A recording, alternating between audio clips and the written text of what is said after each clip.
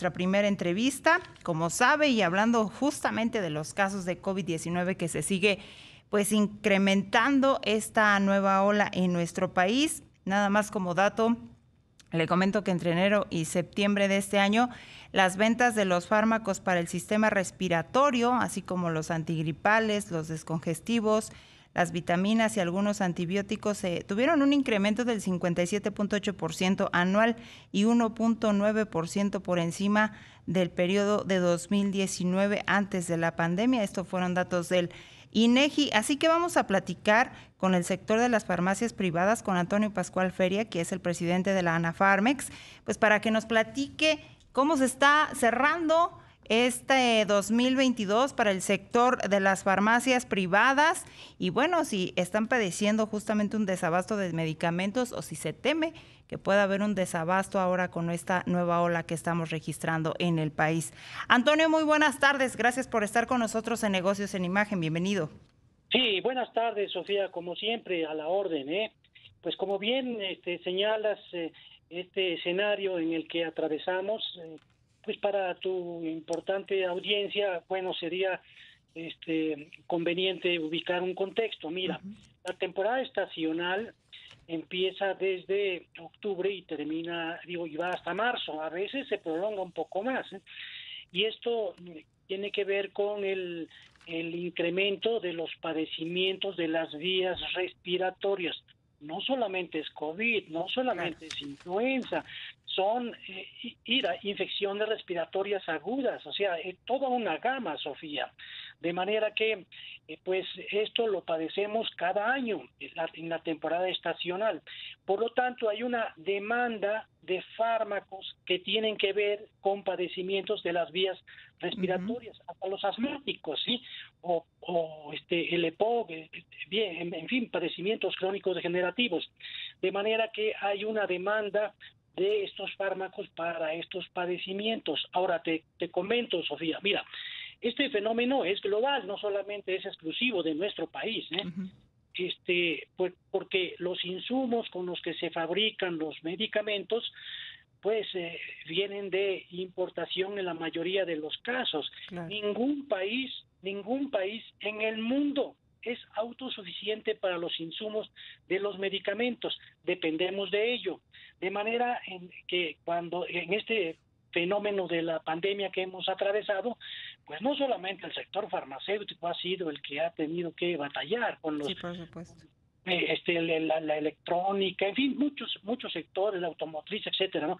Y el sector farmacéutico no ha sido la excepción. Pero bien, te comento, mira, tenemos un sistema de reabasto muy eficiente en nuestro país, para que tenga una idea tu audiencia. Se reabastecen las farmacias cada 24 horas, ¿sí? Cada 24 horas y en algunas ocasiones hasta 2 veces al día. Y esto da lugar a que en la mayoría de los casos, la mayoría de las farmacias comunitarias, son las que están en la esquina, ¿verdad? Tienen un inventario horizontal, no es vertical como el de algunas cadenas o algunas autoservicios que tienen un inventario vertical. Y aquí se generan dos cosas, Sofía. Mira, una, en el inventario vertical se abastecen mayoritariamente pues en forma directa, entonces cada 15 días les llega el producto, ¿sí? Mayoritariamente. Pero en la farmacia comunitaria cada 24 horas repone su inventario, de manera que cuando hay un faltante, la mayoría de los casos es temporal, y este faltante llega primero a la farmacia de la esquina, y también cuando se agota, pues la farmacia del inventario vertical es la primera que padece el desabasto, digamos.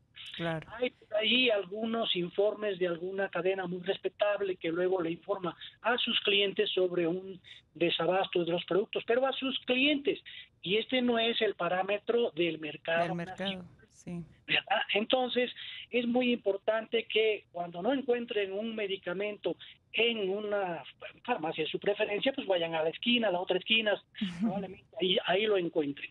Pero te comento, Sofía, se está haciendo un esfuerzo impresionante para que se pueda atender esta demanda, que te repito, hasta marzo vamos a estar batallando con todos los padecimientos respiratorios, pero además también hay otros medicamentos que se requieren, por ejemplo para los asmáticos, ¿sí? Que tienen padecimientos crónicos degenerativos que requieren una medicación permanente, también los diabéticos, los antidiabéticos, etcétera. Entonces también estamos padeciendo este fenómeno, pero bien, es cuestión de unos días, ¿verdad? Una o 2 semanas, y llegan. Pero en el último los casos pudiese ayudar el hecho de que si no encuentran su medicamento habitual, acudir al médico. Tenemos medicamentos alternativos que ya existen en nuestro país, ¿verdad? Y el médico sabe, no automedicarse, que sea el médico el que haga la prescripción, Sofía, en este escenario que estamos atravesando. Mira, hay analgésicos, antipiréticos, antihistamínicos, antibióticos, antivirales, anticoagulantes, es toda una gama de medicamentos que entran en este escenario, Sofía. Antonio, justamente ante pues lo que conocemos, el desabasto que se ha habido en el sector público del país, la falta de algunos medicamentos, obviamente que los pacientes, por ejemplo, del Seguro Social o del ISSSTE tienen que acudir a las farmacias, como tú bien lo mencionas, privadas en este caso, para poder surtirse a lo mejor los medicamentos que en el sistema de salud público pues no les son entregados, ¿no?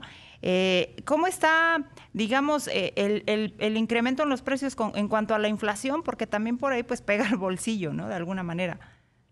Es correcto. Mira, el sector privado es un esquema complementario. La obligación del Estado es pues atender la demanda para, por ejemplo, el sector institucional, ya sea el IMSS, el ISSSTE, SEDENA, etcétera, y entonces llegan a tener faltantes también ellos, ¿sí?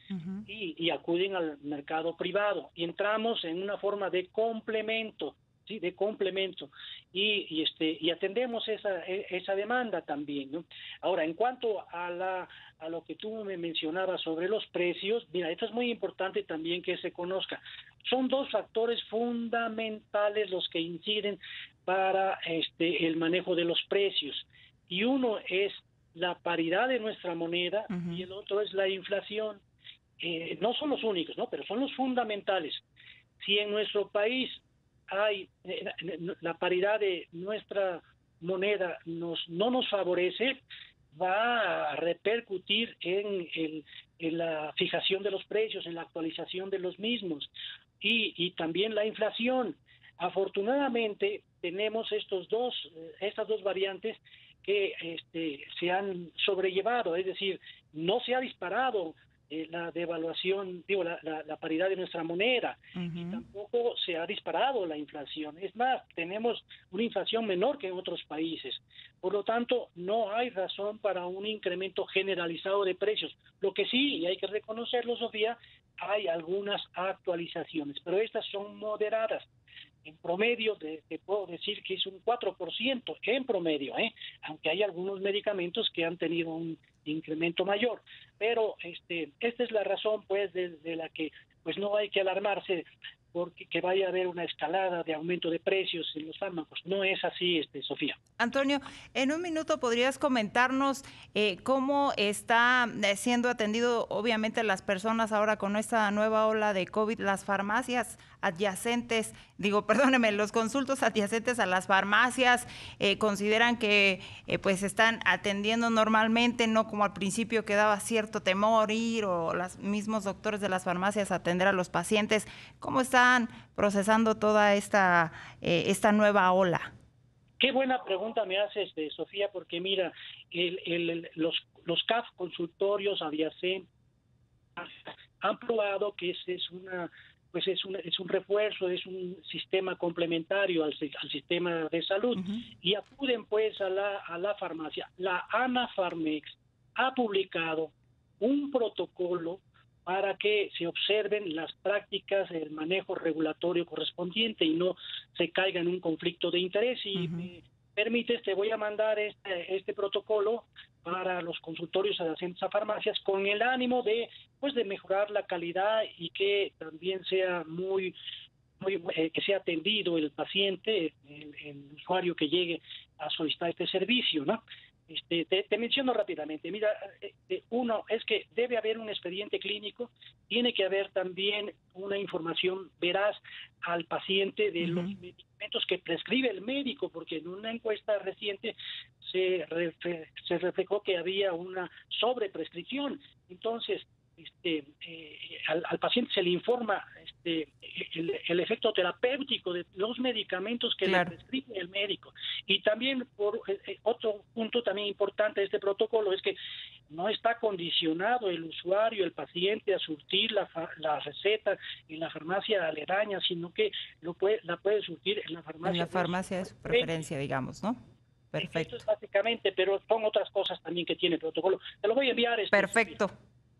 Te lo voy a agradecer muchísimo. Antonio, pues lamentablemente me tengo que ir a un corte comercial, pero te agradezco mucho y al mismo tiempo te deseo feliz año para ti, para tu familia y para la industria en general. Sí, igualmente, buena aventura para ustedes también, que hacen muy buen programa. Muchísimas gracias.